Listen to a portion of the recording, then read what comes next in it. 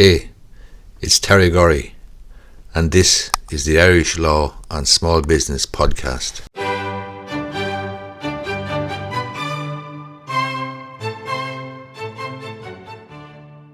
I came across an employment case reported there the other day from the Workplace Relations Commission, and the heading on it was "Performance Review Triggers Psychiatric Illness / Disability," and the employee was successful in bringing a claim for discrimination on the grounds of disability against the employer.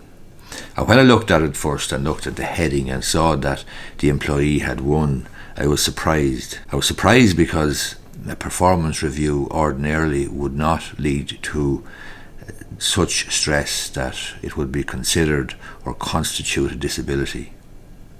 But when I went into the case more deeply and unpacked it, as it were, and read through the details and the facts, it actually made quite a bit of sense. The background was an employee she brought a claim for harassment on the grounds of disability. She had been subject to a performance review, and she was awarded €8,000 for the harassment on the grounds of disability. She attended a meeting at work without notice. She was criticised for being too slow in her work. She was compared to other members of staff, and she was asked how her parents would view her. She told the WRC hearing that she was never so humiliated in all her life and could not face her colleagues after that, choosing to eat her lunch in her car before she went out sick. She went to the doctor and she was issued with or signed out on certified or stress-related illness.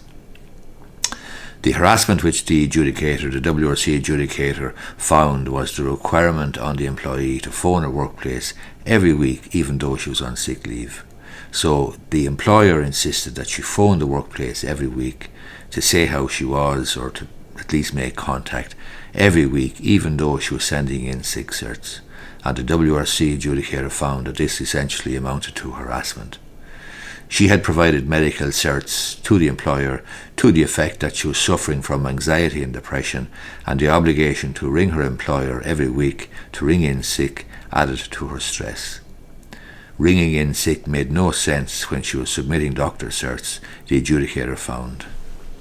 That particular case, you can check it out on the WRC website.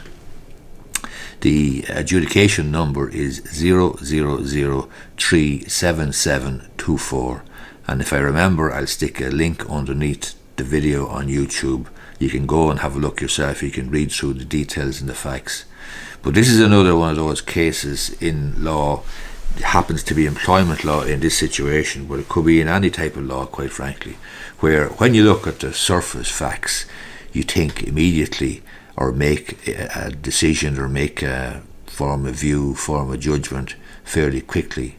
But when you actually strip away the headline and strip away the attention-getting headline or title on a blog post or on a decision, and when you actually unpack and find out all the facts and so on, it actually begins to make sense then. Makes more sense. Interesting case, as I say. It was basically a performance review that was handled badly. Ordinarily, you'd say, pull yourself together. We all get performance reviews that are not to our satisfaction or meet with our approval, but we need to continue working away, soldiering on, etc., etc.